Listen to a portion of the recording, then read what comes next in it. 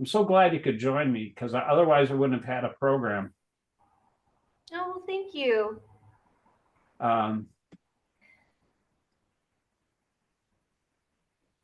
So we're at text 5, I believe. And I'm going to cut the first part of this out. I guess I've got it automatically set to record as soon as it starts.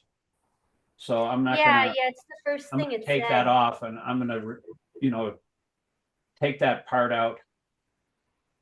So this is text 5 of the 4th chapter of the first canto, which is called Narada Muni. It's about Narada Muni.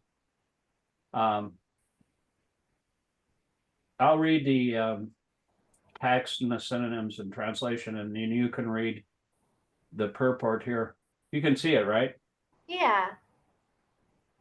Yeah, this is kind of an amazing, it shows how, Shukadeva Goswami was the guy that spoke the Bhagavatam. His father wrote it, but Shukadeva Goswami was only 16 years old when he recited the Bhagavatam on the bank of the Ganges to Maharaj Parikshit, and he was fasting until death because he got cursed by a little Brahmana boy, and that was just the whole pastime. But it shows the difference between, Shukadeva Goswami was actually self-realized from birth. He was self-realized in the womb. In fact, he didn't even want to come out of the womb.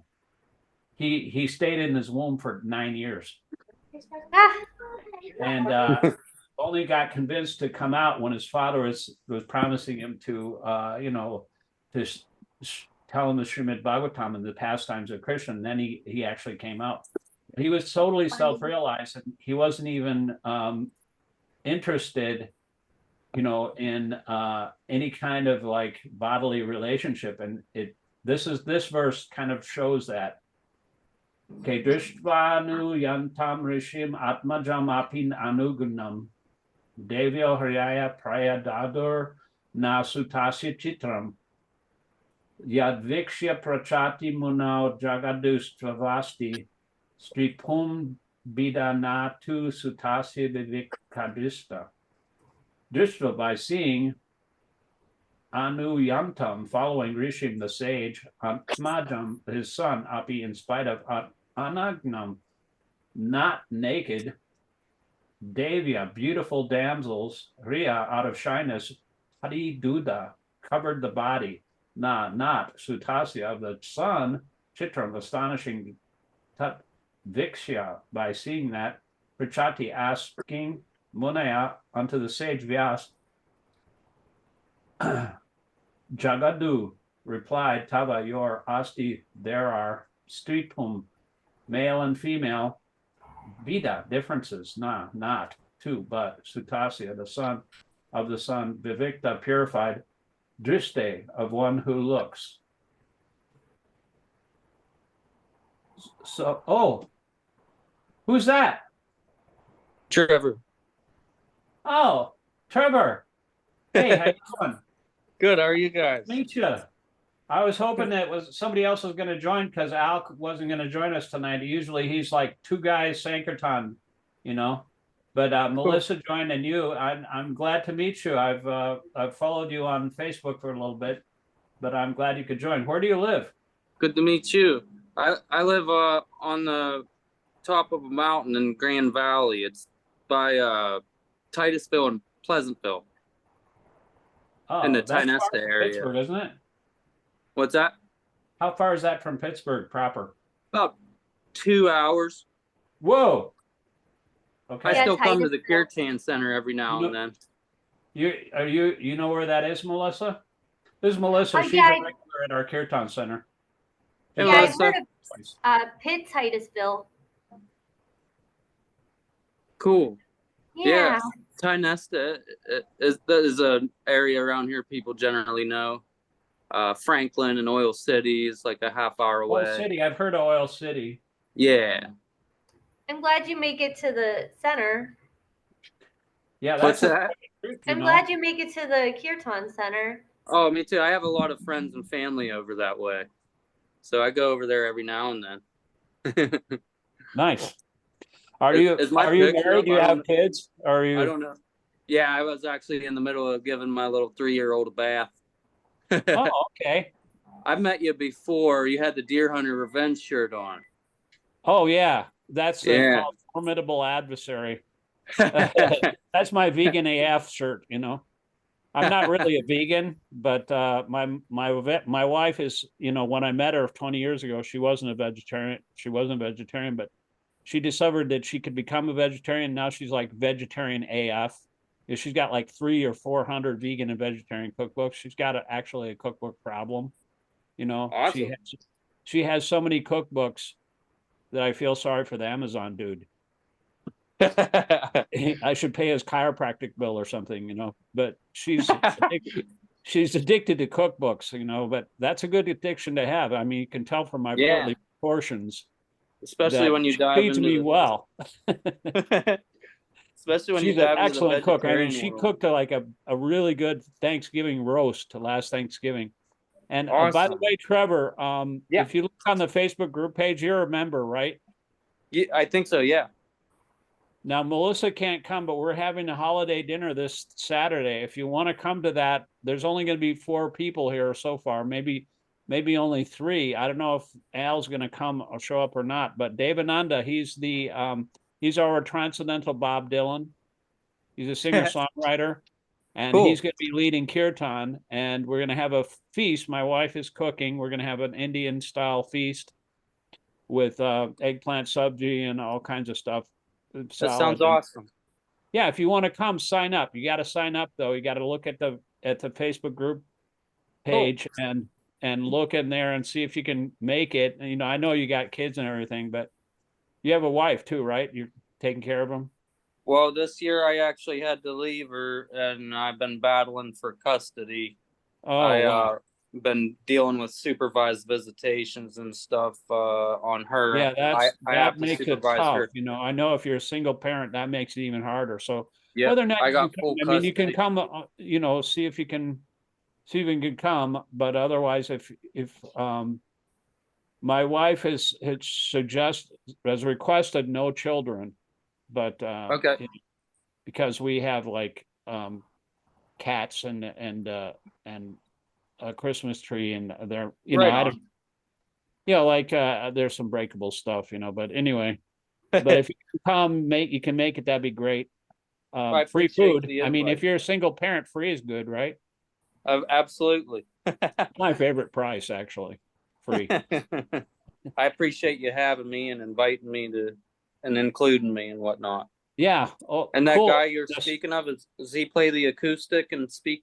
Yeah, he plays. He shows up at the Kirtan Center a lot. Okay, I think I know who I you're mean, talking about. Yeah, he's like an older gentleman like myself. He's probably about 68 or so. But Yeah, he's really he's cool. really good. He sounds a lot like Dylan because that's like he's a big fan of him, and he I plays know who harmonica you're talking and about. sings.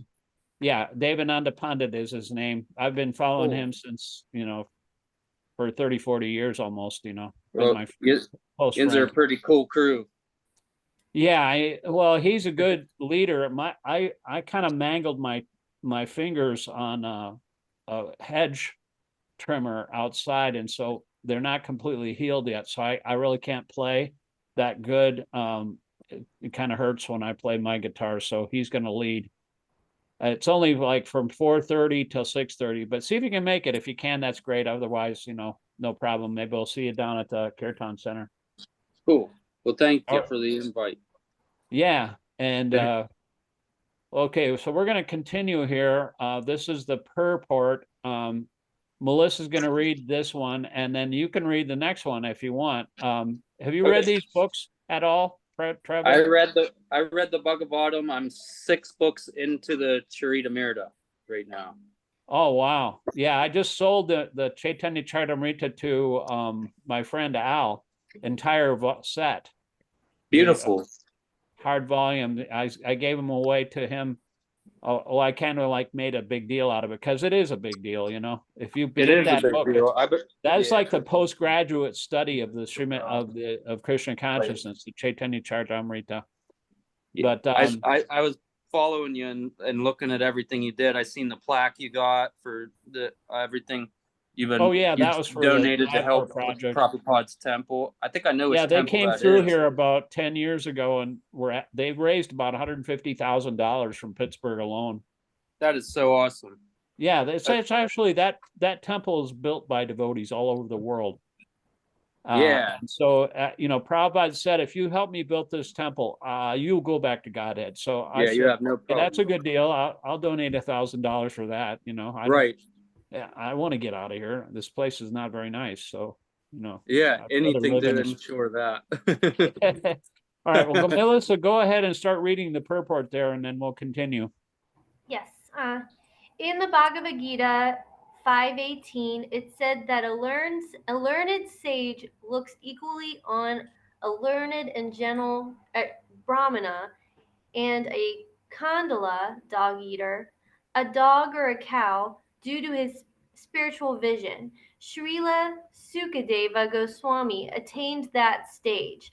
Thus, he did not see a male or female, he saw all living entities in different dress. The ladies who were bathing could understand the mind of a man simply by studying his demeanor, just as by looking at a child one can understand how innocent he is. Sukadeva Goswami was a young boy, 16 years old, and therefore all the parts of his body were developed. He was naked also, and so were the ladies. But because Sukadeva Goswami was transcendental to sex relations, he appeared very innocent. The ladies, by their special qualifications, could sense this at once, and therefore they were not very concerned about him. But when his father passed, the ladies quickly dressed. The ladies were exactly like this, were like his children or grandchildren. Yet they reacted to the presence of Vyasadeva according to the social custom because Srila Vyasadeva played the part of a householder. A householder was to distinguish between a male and female, otherwise he cannot be a householder. One should therefore attempt to know the distinction between body and soul without any attachment for male and female.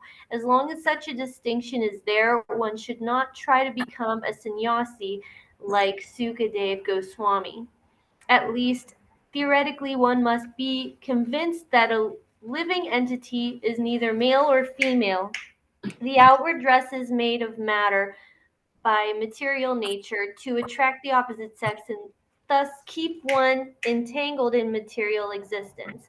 A liberated soul is above the perverted distinction. He does not distinguish between one living being and another.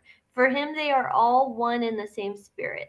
The perfection of his spiritual vision is the liberated stage, and Srila Sukadeva Goswami attained that stage. Srila Vyasadeva was also in the transcendental stage, but because he was in the householder's life, he did not pretend to be a liberated soul as a matter of custom.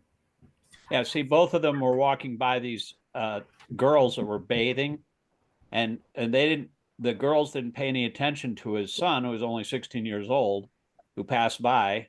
And but when his father passed by, he was looking for his son, and he saw him passing by, and they didn't dress themselves. But when he passed, when the father Vyasadeva, who wrote all these scriptures, he was a householder. So if you're a householder, if you're married, you have to distinguish between male and female. Even though he was the literary incarnation of God himself, he was actually an incarnation of Vishnu who was especially empowered to write these literatures.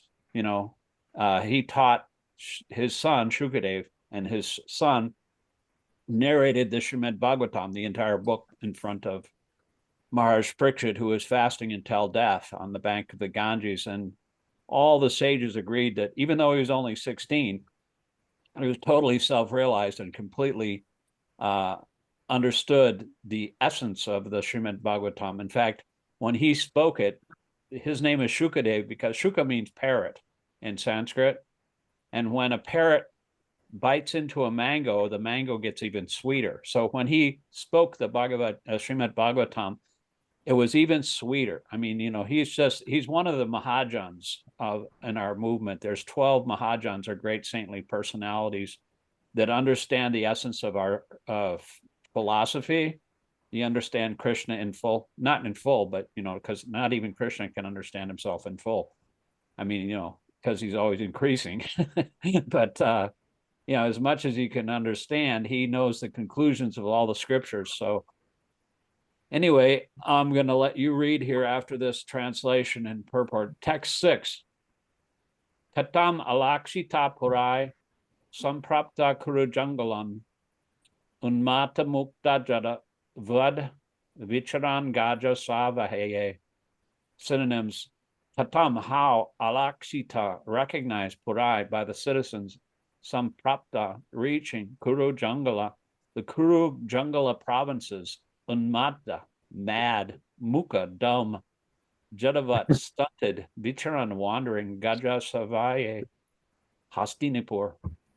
Translation: how was he, Shukadev, the son of Vyas, recognized by the citizens when he entered the city of Hastinapur, now Delhi? Hastinapur means the city of elephants. There used to be like lots of elephants in that city. That's what they used to call it. Now they call it Delhi. After wandering in the provinces of Kuru and Jangala, appearing like a madman, dumb and retarded. Yeah, I mean, he was completely transcendental. He didn't even care about what people thought about him. He was naked and just wandering around. And some like children and women were following him around and kind of making fun of him. He didn't care. There's a lot of people like that. You know, some people that are really on the transcendental platform, they don't even care about social customs and they just wander around. You know, they're completely self-realized, but they're above any kind of social convention. You know. Go ahead and read the paragraph there, Trevor. That's so wild how things appear completely backwards in this mirror dimension that we're in. Yeah, I mean, you know, it's like a mirror, actually. You know, that when you're self-realized.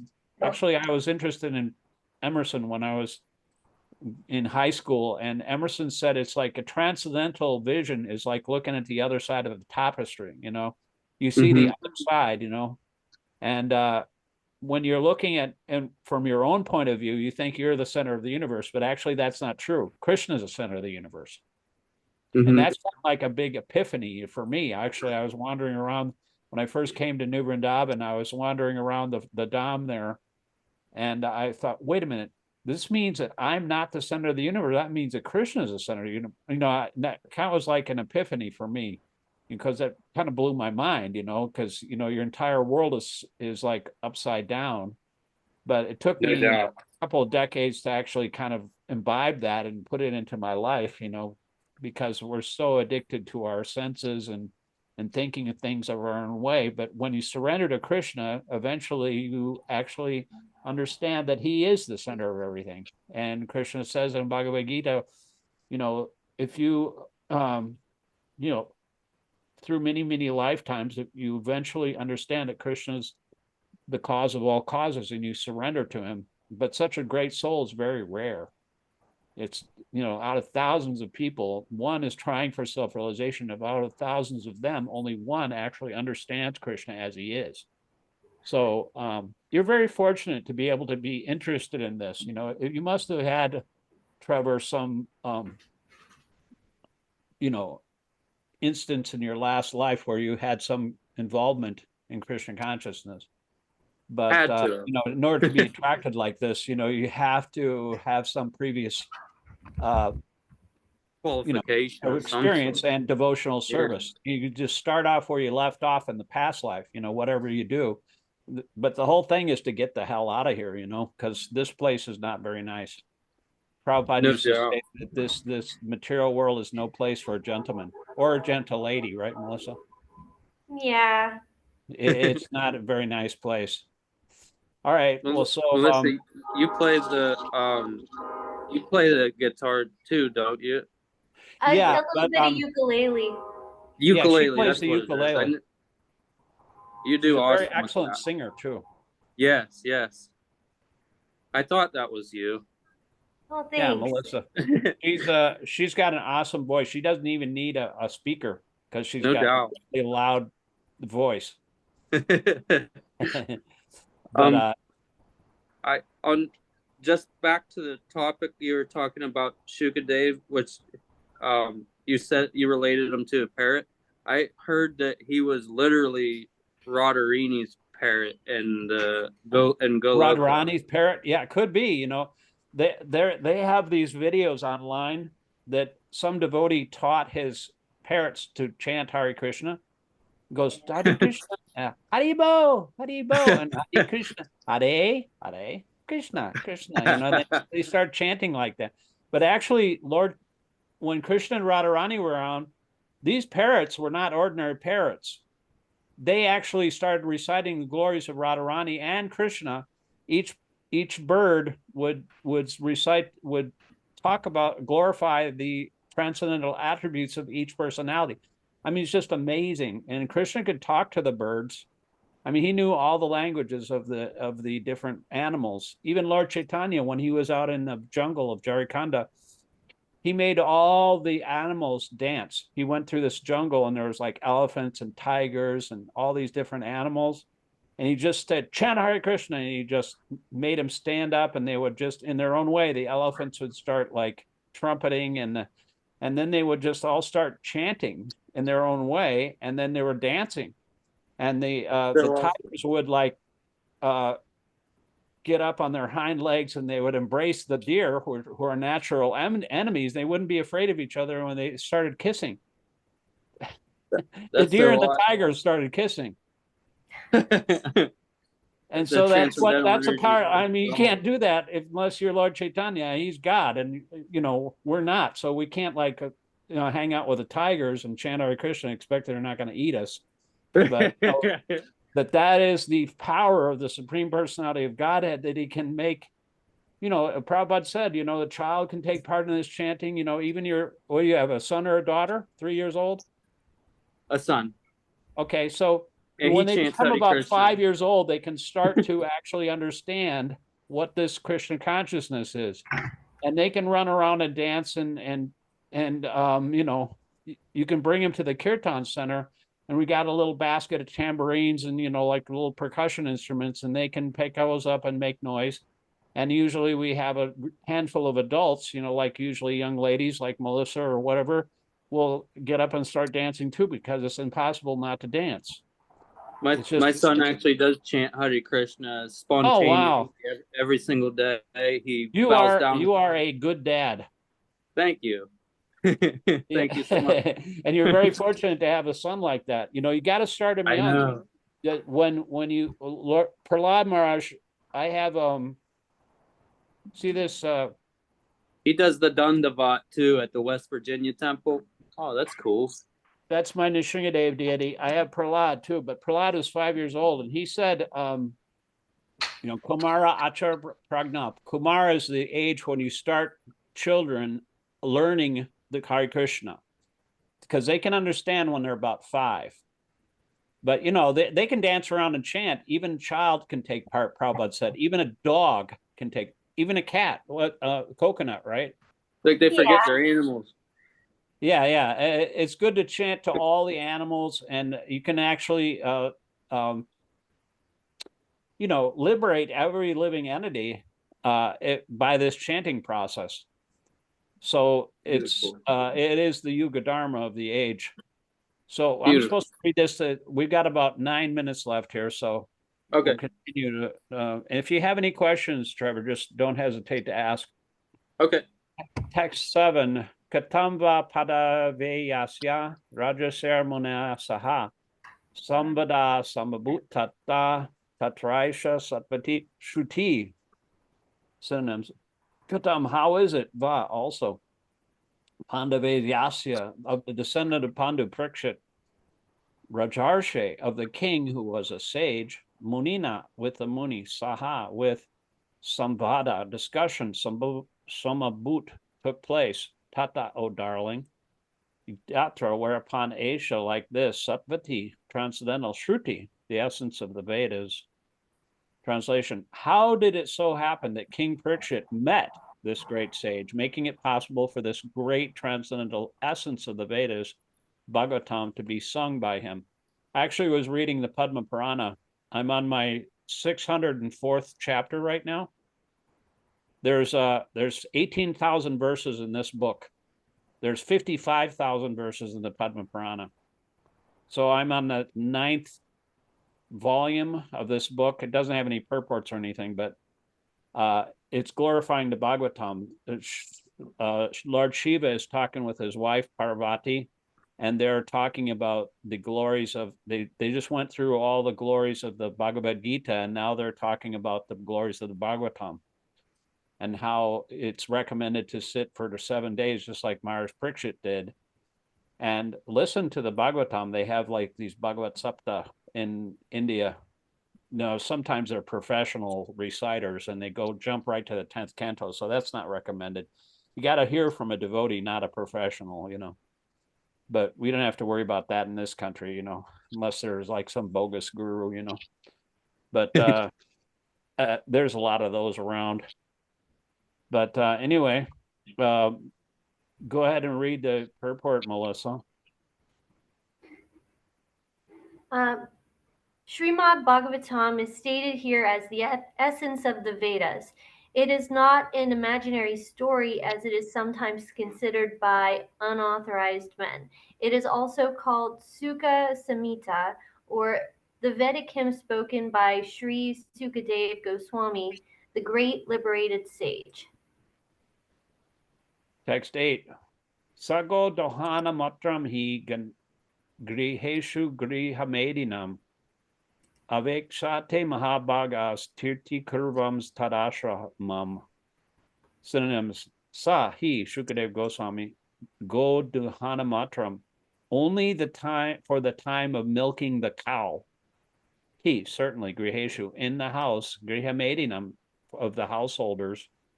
Avekshate, waits, Mahabhaga, the most fortunate, tirti, pilgrimage, kurvan, transforming, tat ashram, mum, the residence. Translation: he, Shukadeva Goswami, was accustomed to stay at the door of a householder only for long enough for a cow to be milked. And he did this just to sanctify the residence. Go ahead, Trevor. Shukadeva Goswami met Emperor Parikshit and explained the text of Śrīmad-Bhāgavatam. He was not accustomed to stay at any householder's residence for more than a half an hour at the time of milking the cow, and he would just take alms for the fortunate householder. That was to sanctify the residence by his auspicious presence. Therefore, Shukadeva Goswami is an ideal preacher established in the transcendental position. From his activities, those who are in the renounced order of life and dedicated to the mission of preaching the message of Godhead should learn that they have no business with householders, save and except to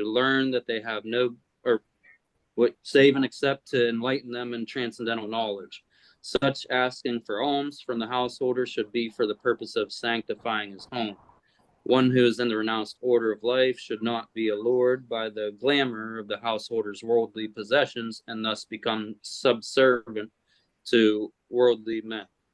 For one who is in the renounced order of life, this is much more dangerous than drinking poison and committing suicide.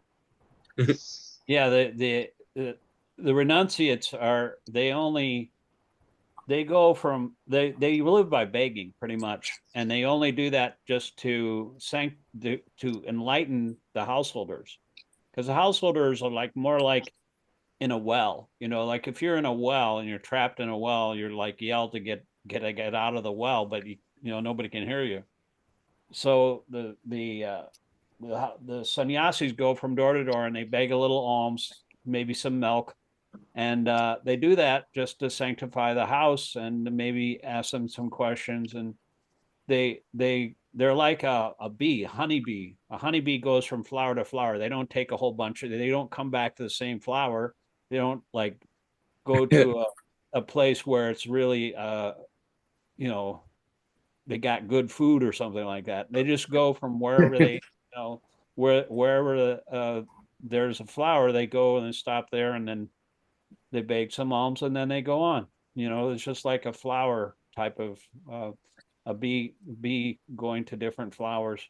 That's the way that sannyasis live. It's not too much in America, because even begging like that is not very acceptable. You can get arrested for that. I mean, if you go begging from door to door, Uh-huh.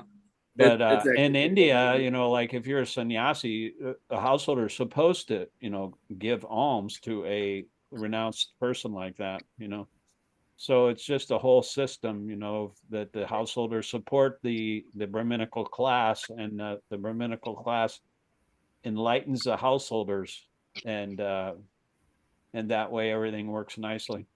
Okay, we got about 2 minutes and 39 seconds left. So I'm just going to read this one more verse and then we'll be done. Abhimanyu Sutam Sutta Prahur Bhagavatotamam Tasya Janma Mahacharyam Karmani Chagrahihina.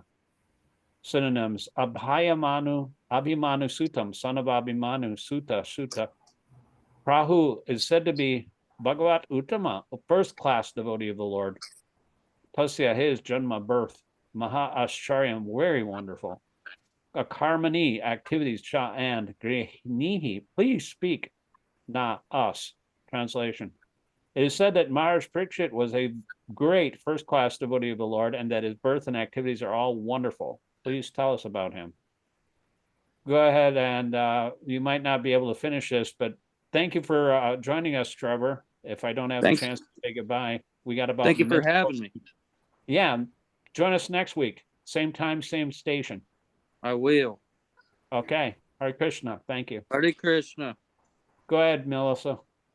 The birth of Maharaja Parikshit is wonderful because in the womb of his mother, he was protected by the personality of Godhead Sri Krishna. His activities are also wonderful because he chastised Kali, who was attempting to kill a cow.